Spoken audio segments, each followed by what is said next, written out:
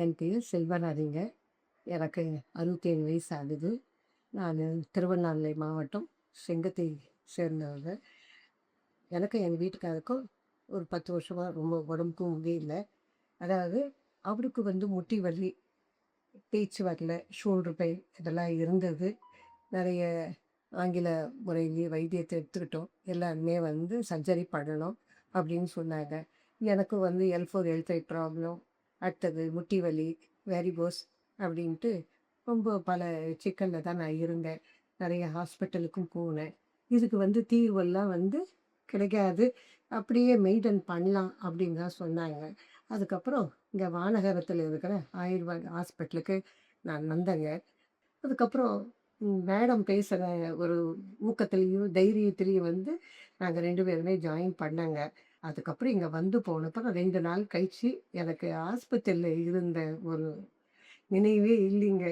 இங்கே எல்லா விதத்துலேயுமேங்க ட்ரீட்மெண்ட்டு பொறுத்த வரைக்கும் ட்ரீட்மெண்ட்டு கொடுக்குற பெரிய டாக்டரு, டியூட்டி டாக்டர்ஸ், அதுக்கப்புறம் இந்த நர்ஸு, அந்த மசாஜ் பண்ணுறவங்க, மற்றவங்க ஆஃபீஸ்லேயும் சரி வெளியிலையும் சரி எல்லாருமே அவ்வளோ கைண்டாக, அவ்வளோ அழகாக, அவ்வளோ அன்பாக, எனக்கு கொஞ்சம் நெஞ்சம் ஒரு அவநம்பிக்கை கூட இல்லாத அளவுக்கு என்கிடத்துல எல்லாமே இது பண்ணாங்க. அதுக்கப்புறம் 10 மணி ஆகட்டும், 12 மணி ஆகட்டும், ராத்திரியில் கூட ஒரு சின்ன ஒரு அசைவுன்னா கூட என்ன ஏதுன்ற பார்த்துக்கிட்டாங்க. எல்லாருமே ஒரு சகோதர மனப்பான்மையோட, தாய் உள்ளத்தோட எங்களை எல்லாமே கவனிச்சுக்கிட்டாங்க.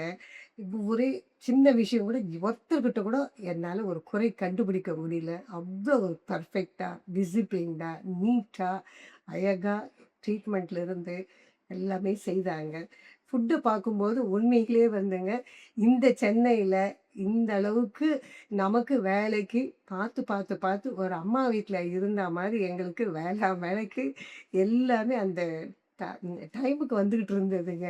அவங்க 6 மாதம்னு சொன்னா, இல்லை இல்லை எங்களுக்கெல்லாம் நாங்கள் 3 மாதத்துலேயே நாங்கள் சரியாயிடுவோம், சரி ஆக்கிடுவாங்கன்ற ஒரு நம்பிக்கையோட இன்றைக்கு நாங்கள் டிஸ்சார்ஜ் ஆகிட்டு வீட்டுக்கு கிளம்புறேங்க.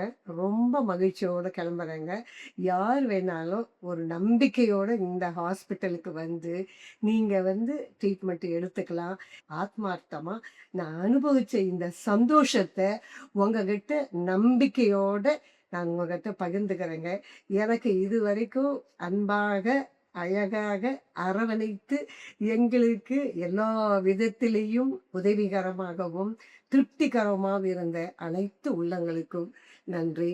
அதற்கு மேல இந்த வாய்ப்பை கொடுத்த பகவானுக்கு கோடானு கோடி நன்றின்றதை நான் உங்களிடம் தெரிவிச்சுக்கிறேங்க. நன்றி.